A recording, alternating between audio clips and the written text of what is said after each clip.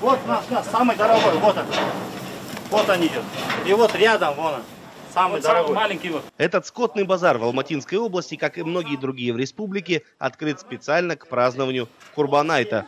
Каждый покупатель выбирает барана на свой вкус и с конкретной целью. Алматинец Алмаз Тукулов, к примеру, ищет самое крупное животное для того, чтобы совершить жертвоприношение и раздать мясо. Сейчас мы зарезали, наполовину приглашаем гостей, вареные отдаем, потом не вареные, а все, ничего не оставляем, все раздаем. Несмотря на все неблагоприятные факторы и повышение цен на продукты в стране, подорожание баранов на Курбан-айт не отмечают ни продавцы, ни покупатели. Наоборот, бараны продаются дешевле, чем в прошлом году. Ну, где-то на 5 тысяч, на 3 тысячи, на 2. В прошлом году такие мы брали 25-27. Вот сейчас торговались, по 23 дали. С чем это связано? Почему дешевле? Ну, видите, на рынке много. Сейчас у нас вокруг Алматы, вот Алматинской области, очень много держат скотину, сейчас много. По базару также заметно, что предложение превышает спрос. Поэтому продавцы соревнуются друг с другом и стараются как можно лучше разрекламировать свой товар. А также охотно дают советы, как выбрать барана получше. Вот, например, вот таких мериносов, в основном они вот ребра вот на позвоночниках смотрят.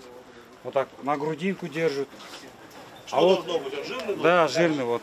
Ну, чтобы ребра не гудели, конечно, вот так. В дни перед празднованием айта всевозможные грузовики и газели буквально захватывают обочины трасс на въездах в город. В основном это приезжие из южных регионов республики. Цены на баранов у них ниже, на 3-5 тысяч тенге. Стихийных торговцев непременно ожидает серьезный штраф. Однако они все равно остаются в прибыли, поэтому не торопятся на официальные рынки. Почему не на базаре? Там много, не поместится там. Поэтому мы на дороге стоим.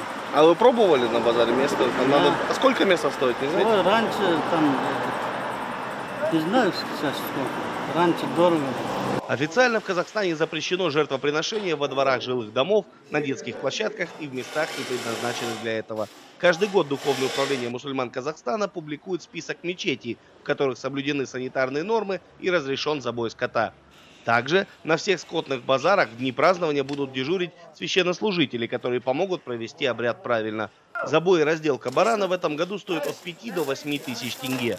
Казахстанцы будут праздновать Курбан-айт трое суток. При этом 24 сентября официальный выходной день. Дмитрий Беляков, Павел Энгельгард. Настоящее время.